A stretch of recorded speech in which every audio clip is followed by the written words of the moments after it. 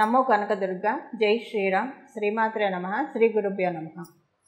క్రోధీనామ సంవత్సరంలో దేవగురువు అయిన బృహస్పతి ఆయన తన సంచారాన్ని మేషరాశి నుంచి కాలపురుషుడి కుండలిలో ప్రథమ రాశి అయిన మేషరాశి నుంచి వృషభ రాశిలోకి మారుతూ ఉన్నాడు. మేషరాశిలో ఆయన సంచారం చాలించి వృషభ రాశిలోకి ఆయన అడుగెడబోతూ ఉన్నాడు మే 2వ తారీఖు నుంచి. ఆయన ఏ రాశిలో అయినా కూడా 1 సంవత్సరం కాలం పాటు ఆయన సంచారం సాగుతుంది. కాకపోతే ప్రతి గ్రహము మారేప్పుడు ఒక రాశి నుంచి ఒక రాశికి మారేప్పుడు కొన్ని గ్రహాలకి ప్రత్యేకమైన అంశాలు చోటు చేసుకుంటాయి. ఆ ప్రత్యేకమైన అంశాలు చోటు చేసుకునే వాళ్ళల్లో దేవగురువు అయిన బృహస్పతి కూడా ఒకళ్ళు. ఇప్పుడు సూర్యనారాయణమూర్తి ప్రతి నెల ఒక రాశిని మారుతూ ఉంటే రవి సంక్రమణ దినం అని చెప్తాం. ఆ రోజు పితృతర్పణాలు వదలటానికి, సత్యనారాయణ స్వామి వ్రతం చేసుకోవడానికి, ఇలాంటి వాటన్నిటికీ కూడా చాలా బేసిక్గా ఉంటుంది ఆ రోజు. అది మనకు విశేషంగా ఉంటుంది. అలాగే ఆయన ఉత్తరాయణ పుణ్యకాలం, దక్షిణాయన పుణ్యకాలం ఇదంతా కూడా సూర్యనారాయణమూర్తి సంక్రమణం వల్ల ఒక రాశి నుంచి ఒక రాశికి మారడం వల్ల ఉంటుంది. అలాగే శనేశ్వరుడు ఆయన ఒక రాశి నుంచి ఇంకో రాశికి మారినప్పుడు కొన్ని రాశుల వాళ్ళకి ఏలినాటి శని ఉంటుంది, కొన్ని రాశుల వాళ్ళకి అష్టమ శని ఉంటుంది, కొన్ని రాశుల వాళ్ళకి అర్ధాష్టమ శని ఉంటుంది, కొన్ని రాశుల వాళ్ళకి కంటక శని ఉంటుంది. ఇలాగ ఆయన ఒక రాశి నుంచి ఇంకో రాశిలో మారినప్పుడు డెఫినెట్గా అదొక స్పెషల్, ఒక విశిష్ట గోచర గ్రహస్థితే అవుతుంది. అలాగే మనకి గురు భగవానుడు కూడా దేవగురువైన బృహస్పతి ఆయన ఒక రాశిలోంచి ఇంకో రాశిలోకి మారారంటే వీళ్ళందరినీ మించి ఒక మంచి విశేషాంశం ఉంటుంది. ఆ విశేషాంశం ఏంటంటే గురు భగవానుడు ఎప్పుడైతే ఒక రాశిలోంచి ఇంకొక రాశిలోకి మారుతూ ఉంటాడో అప్పుడు నదులకి పుష్కరాలు వస్తాయి. 12 ఆయన ప్రతి రాశిని చుట్టడానికి ఇప్పుడు మేషరాశిలోంచి ఆయన బయటకు వస్తే మళ్ళీ మేషరాశిలోకి వెళ్ళడానికి 12 సంవత్సరాలు పడుతుంది. అందుకని 12 ఏళ్ళకు ఒకసారి ప్రతి నదికి పుష్కరాలు వస్తూ ఉంటాయి. ఇప్పుడు వృషభ రాశిలోకి ఆయన అడుగు పెట్టబోతూ ఉన్నాడు కాబట్టి మనకి నర్మదా నది పుష్కరాలు ఆయన అడుగుపెట్టిన మొదటి 12 రోజులు నర్మదా నది పుష్కరాలు ఉంటాయి. అలాగా గురు భగవానుడు ఒక రాశిలోంచి ఇంకో రాశిలోకి మారుతున్నాడు అంటే కనుక డెఫినెట్గా పుష్కరాలు నదికి వస్తాయి. అంటే 12 నదులకి పుష్కరాలు వస్తాయి అన్నమాట. 12 సంవత్సరాలకు ఒకసారి రావడానికి కూడా కారణం అదే, ఏ నదికైనా కూడా. ఎందుకంటే మళ్ళీ ఆ రాశిలోకి ఆయన వదిలేసిన తర్వాత మళ్ళీ ఆ రాశిలోకి రావడానికి 12 సంవత్సరాల టైం లిటరల్గా తీసుకుంటాడు. అందువల్ల ఇప్పుడు గురు భగవానుడు ఒక సంవత్సర కాలం పాటు వృషభ రాశిలో ఆయన సంచారం సాగుతుంది. మధ్యలో ఆయన వక్రగతిలోకి కూడా వెళ్తూ ఉన్నాడు. వక్రగతిలోకి ఎప్పుడు వెళ్తున్నాడు? అక్టోబర్ 10వ తారీఖు నుంచి వక్రగతిలోకి వెళ్ళి అక్కడి నుంచి కొన్ని నెలల పాటు అంటే ఫిబ్రవరి 2వ తారీఖు 2025వ సంవత్సరము ఫిబ్రవరి 2వ తారీఖు వరకు కూడా ఆయన వక్రగతిలోనే ఉంటాడు. సో ఈ వక్రగతి గురించి మళ్ళీ మనం సపరేట్గా మన ఛానల్లో అప్డేట్స్ వస్తూనే ఉంటాయి. వక్రగతి గురించి ఒక స్పెషల్ వీడియో చేయాల్సింది, ఎందుకంటే అది దీంట్లో మిక్స్ చేయడానికి లేదు. దాని ఫలితాలు ఎలాబరేటెడ్గా చెప్పలేము.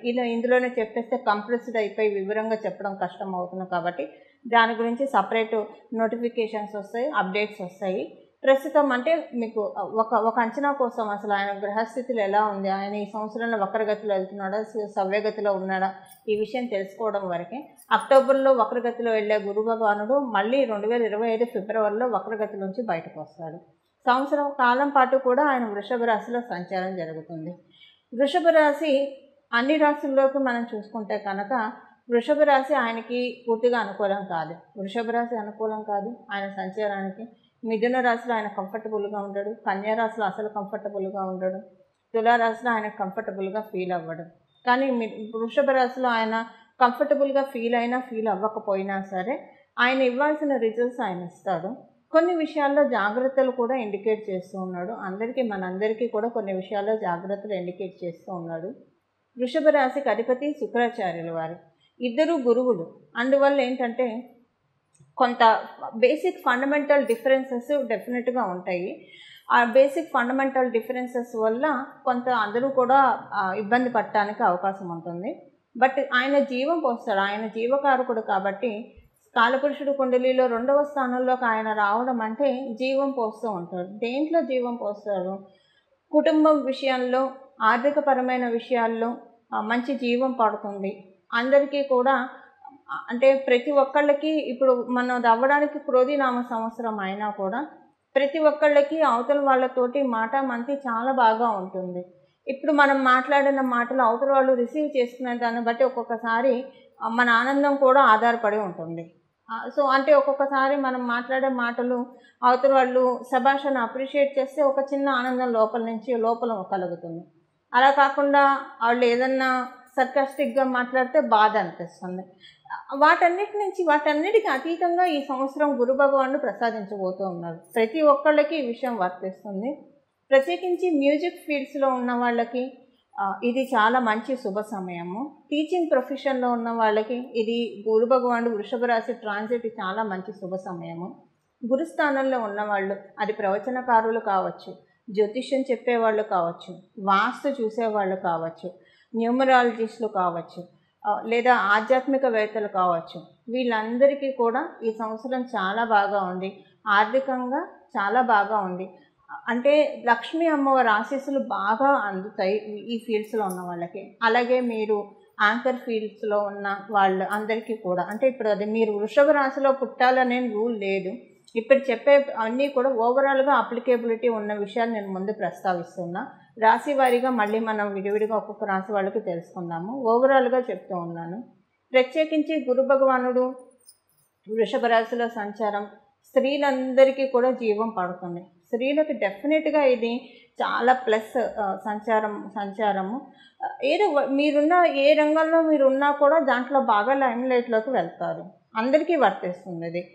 అలాగే ఒకవేళ కనుక మీరు గృహిణి స్థానంలో ఉన్నారనుకోండి, అప్పుడు కూడా మీకు మంచి గుర్తింపు, గౌరవం వస్తుంది. ఎందుకంటే పిల్లల్ని, సంసారాన్ని, అది చాలా పెద్ద టాస్క్, చాలా ఛాలెంజింగ్ టాస్క్.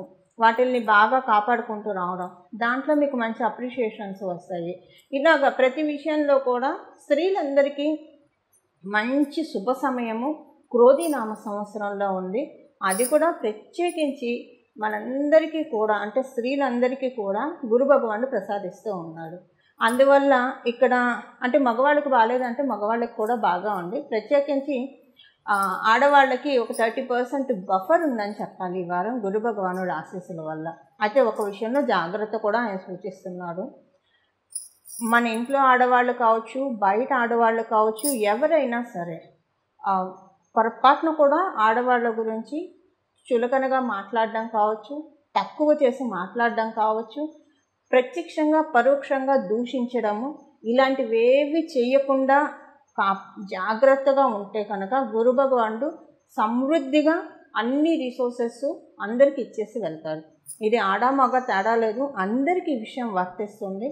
ఎవరైతే సమృద్ధిగా అన్ని అవకాశాలు అందుకోవాలని భావిస్తూ ఉన్నారో వాళ్ళందరూ కూడా స్త్రీలని దేవతా స్వరూపంగా చూడడం కనుక ప్రాక్టీస్ చేస్తే ఆల్రెడీ అలానే ఉంటుంది. ఎందుకంటే మన సనాతన ధర్మం మనకి చిన్నప్పటి నుంచి నేర్పిన విషయమే అది. కాకపోతే కాలవశత్తు, కలి ప్రభావం వల్ల ఒక్కొక్కసారి మనకి మన అసోసియేట్స్లో ఉన్న స్త్రీల పట్ల కొంత ఇబ్బందికరంగా ఉండే అవకాశం కూడా ఉంటుంది మధ్యలో. ఇది మనకి జరగచ్చు, మన వల్ల ఇంకొకళ్ళకి జరగచ్చు. ఏదైనా సరే ఇలాంటి వాటన్నిటి నుంచి దూరంగా ఉండడానికి ప్రయత్నించండి. దానివల్ల ఏంటంటే ఈ వారం డెఫినెట్గా ఈ సంవత్సరం అంతా కూడా డెఫినెట్గా అబండెన్స్, సమృద్ధి, జీవకారకుడు కాబట్టి ఆయన ఇవ్వదలుచుకుంటే గురు భగవానుడు ఏమీ ఆలోచించడు. వెనక ముందు ఆలోచించకుండా చక్కగా రిజల్ట్స్ ఇస్తాడు. ఏమన్నా మనం కష్టాల్లో ఉంటే ఆ కష్టాల నుంచి మనల్ని ఎలా బయటపడేయాలా అని చూస్తాడు. వృషభ రాశి ఆయనకు అనుకూలం కాదు.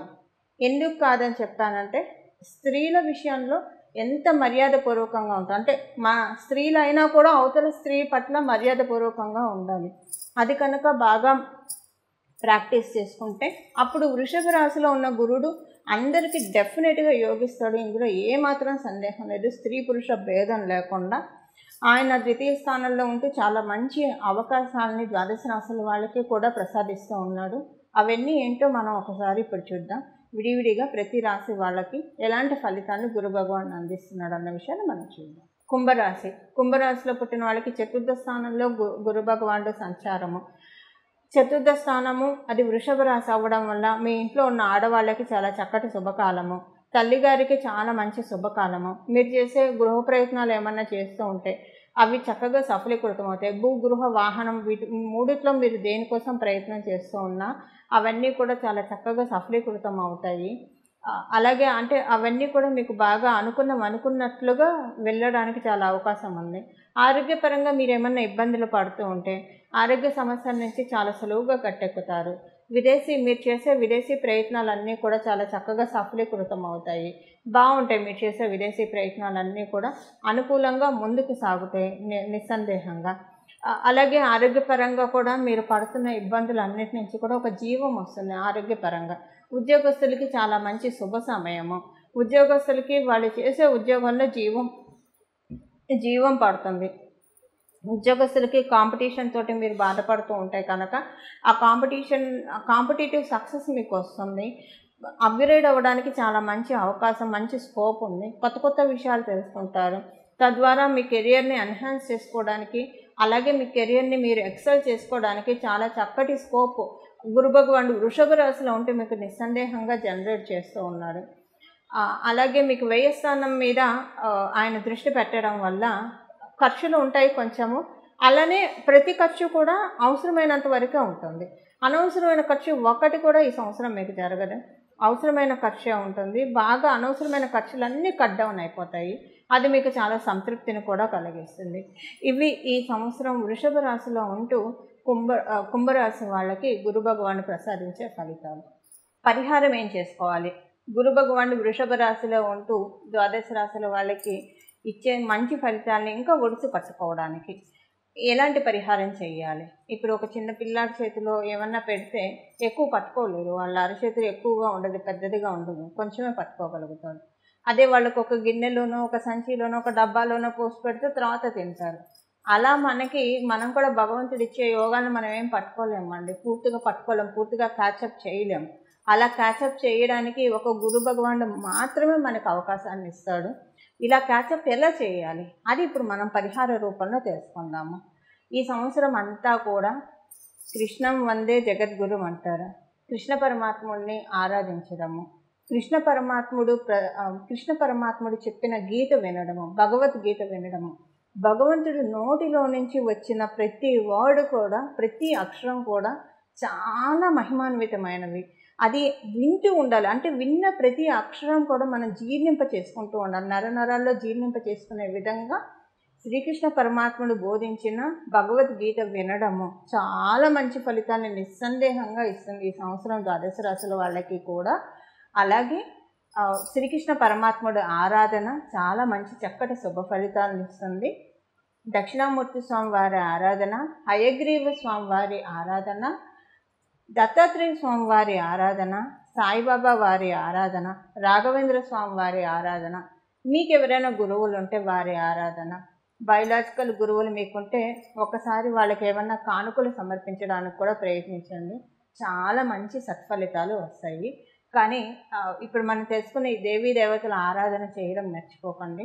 సరస్వతి అమ్మవారి ఆరాధన కూడా ఈ సంవత్సరం అంతా ఇప్పుడు మనం చేసుకునే ఈ దేవీ దేవతల్లో అందరినీ ఆరాధిస్తే మహాభేషుకు చాలా మంచిది. అందరినీ ఆరాధించలేకపోయినా ఎవరినైనా సరే ఒక్కళ్ళనన్నా ఆరాధించడానికి ప్రయత్నించండి. చాలా చక్కటి శుభ ఫలితాలు. ఈ ఫలితాలు చెప్పాలంటే గురు భగవానుడు ఫలితాలంటే దేవతల ఆశీస్సులేనండి. దేవతల ఆశీస్సులు అంటే ఇంకా మనం మాటల్లో చెప్పలేము అవి.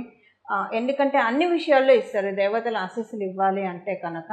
అలాంటి ఆశీస్సులు తీసుకోవడానికి చాలా చక్కటి అవకాశం ఉంది.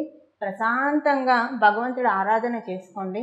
భగవద్గీత మటుకు ఈ సంవత్సరం ఒక్కసారన్నా వినడానికి, పూర్తిగా వినడానికి, విన్న ప్రతిదీ జీర్ణం చేసుకోవడానికి ప్రయత్నించండి.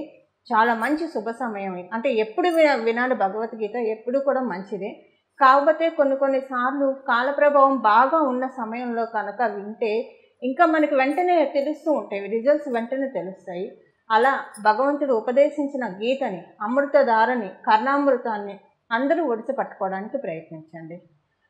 ఈ పరిహారం చేసుకుంటే కనుక, అంటే ఇప్పుడు మనం తెలుసుకుని ఈ పరిహారాలు చేసుకుంటే ద్వాదశ రాశుల వాళ్ళందరికీ, 27 నక్షత్రాల వాళ్ళందరికీ కూడా మీ జీవితంలో చక్కటి ఆశాజనకంగా ఉంటుంది. చిగుళ్ళు పచ్చదనం చక్కగా సంతరించుకుంటుందని చెప్పడంలో ఏమాత్రం సందేహం లేదు. ఇది గురు భగవానుడు ఉవాచ, గురుగ్రహం గురుదేవుడి యొక్క ఉవాచ.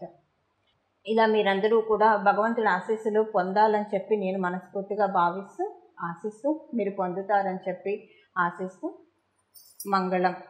జై కనకదుర్గ. నమో భగవతే వాసుదేవాయ.